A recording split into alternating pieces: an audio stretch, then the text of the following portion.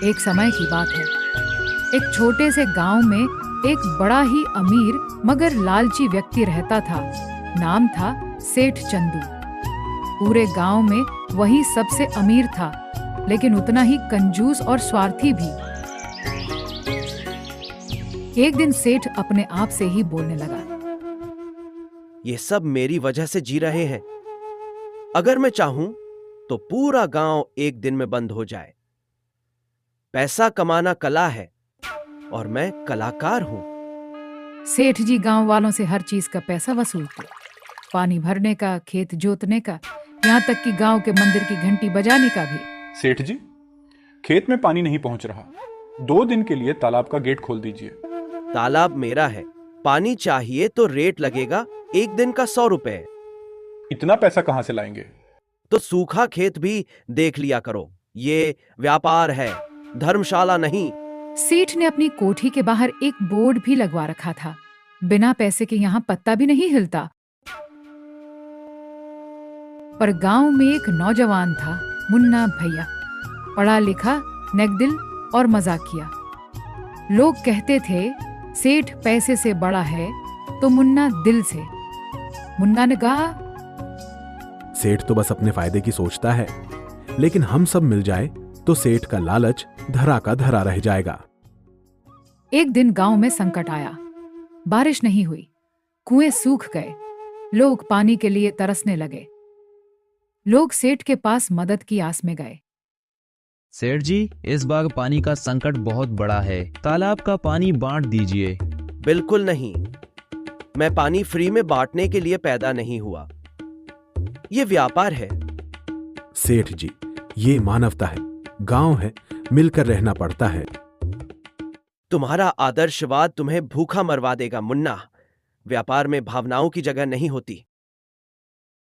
गांव वाले निराश हो गए, लेकिन मुन्ना ने हार नहीं मानी। अगर सेठ नहीं देगा तो हम खुद अपना तालाब बनाएंगे। मुन्ना भैया, इतना बड़ा काम अकेले कैसे? अकेले नहीं, साथ मिलकर। हमारी एकता ही हमारी ताकत है। अगली सुबह गांव वालों ने गांव के पश्चिम में एक खाली जमीन पर खुदाई शुरू कर दी। बच्चे पानी पिलाते, महिलाएं खाना बनाती और बूढ़े सलाह देते। पूरा गांव एक परिवार बन गया। दूसरी तरफ सेठ को यह सब देखकर गुस्सा भी आता और डर भी। ये अगर सफल हो गए तो मेरा सारा धंधा बैठ जाएगा। इन लोगों का कुछ न कुछ तो करना पड़ेगा। सेठ रात भर जागते हुए गांव वालों को रोकने का तरीका सोच रहा था। सेठ ने गांव में अफवाहें फैलानी शुरू कर दी। तालाब खुदाई में सांप है, वहां पुरानी आत्माएं हैं, तालाब गहराई में है, गिर गए तो मर जाओगे। गांव वालों ने भी सेठ की बातों पर विश्वास करने लगे और एक गांव वाला बोला, मुन्ना भैया, सुना है वहां भूत है। भूत नहीं, सिर्फ सेठ की चाल है। डराना चाहता है ताकि हम रुक जाए। गांव वालों ने हिम्मत नहीं हारी। हफ्तों की मेहनत के बाद तालाब बनकर तैयार हुआ। फिर एक दिन बारिश आई, जोरदार बारिश, और पूरा तालाब भर गया। सेठ की दुकान, कुआं और तालाब सब सूने हो गए। अब किसी को उसकी जरूरत नहीं रही। सेठ अपने नौकर से, गोपी, कोई आया आज पानी भरने?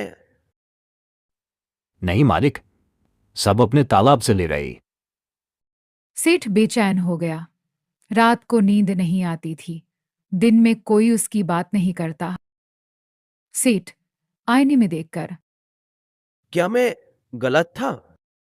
उधर गांव वाले अपने नए तालाब का नाम रखने की सोच रहे थे, पर मुन्ना ने कहा, नाम चाहे कुछ भी हो, लेकिन तालाब सबका है। फिर महीनों बीत गए और एक दिन सेठ बीमार हो गया, पर कोई उसे देखने तक नहीं आया। इतनी दौलत, फिर भी अकेला। क्या यही कमाया मैंने?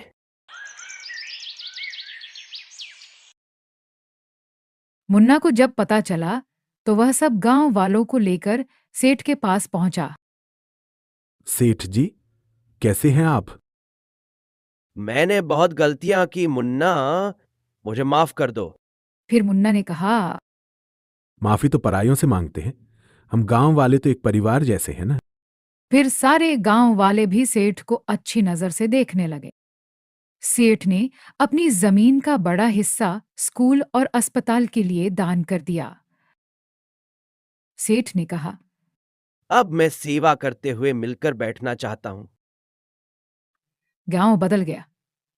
लालच की जगह अब भाईचारा, एकता और प्रेम ने ले ली थी। गांव रामपुर अब खुशहाल था। तालाब लबालब भरा रहता, बच्चे उसमें कूदते, महिलाएं कपड़े धोती और लोग मिलजुल कर खेती करते। सेठ चंदू भी अब पहले जैसा नहीं रहा। अब वह लोगों की मदद करता, बच्चों में किताबें बांटता और हर त्योहार पर मिठाई बांटता।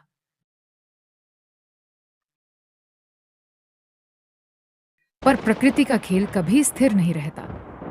एक दिन आसमान में काले बादल छा गए, तेज हवाएं चलने लगी और बारिश जमीन को काटने लगी। शुरू में तो लोगों ने इसे वरदान समझा, लेकिन तीसरे दिन तक जब बारिश रुकी नहीं तो डर ने सबके दिलों में घर कर लिया। लगता है ये बारिश कुछ ज्यादा ही हो गई।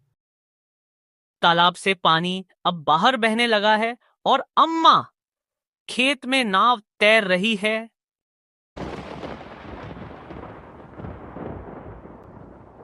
गांव के तालाब से पानी निकलकर गलियों में घुसने लगा। मिट्टी के घर गिरने लगे, खेत डूबने लगे, लोग ऊंचाई पर भागने लगे।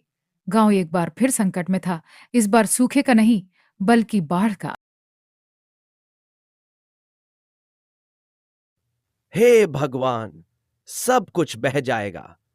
मेरी कोठी, अनाज सब डूब जाएगा। गांव वाले इधर उधर भागने लगे। कोई बच्चा छूट गया, किसी का मवेशी बह गया, कोई अपने घर का रास्ता भूल गया। लेकिन ऐसे समय में फिर सामने आया मुन्ना भैया, हाथ में लाल झंडा, कंधे पर रस्सी और होठों पर वही आत्मविश्वास। डरो मत, सबको पंचायत भवन की छत पर ले चलो, वो सबसे ऊंचा है। और हां, बच्चों को पहले निकालो। मुन्ना ने गांव के कुछ नौजवानों को साथ लिया और खुद पानी में उतर गया। उसने बुजुर्गों को पीठ पर बिठाकर सुरक्षित जगह पहुंचाया। और जब एक बच्ची की मां छत पर रो रही थी कि मेरी बेटी वहीं रह गई, तो मुन्ना फिर से पानी में कूदा। सेठ दरवाजे पर खड़ा, कांपता हुआ, मुन्ना, मेरी कोठी में भी कुछ लोग फंसे हैं, मेरी पत्नी भी।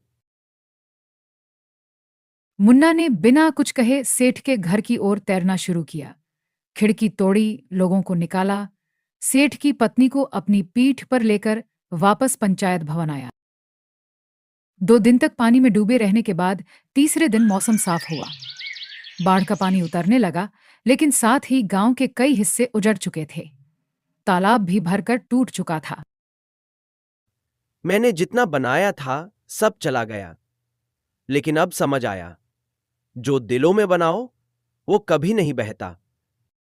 सेठ ने अपने गहनों और बची हुई संपत्ति से गांव में नया बांध बनवाने का वादा किया, मुन्ना बांध, ताकि अगली पीढ़ी बाढ़ से बच सके। मुन्ना ने कहा, तालाब हमने साथ बनाया, अब बांध भी मिलकर बनाएंगे। ताकत गांव की एकता में है और हम सब मिलकर हर तूफान से लड़ सकते हैं। गांव वालों ने फिर से कमर कसी, एक नई शुरुआत की।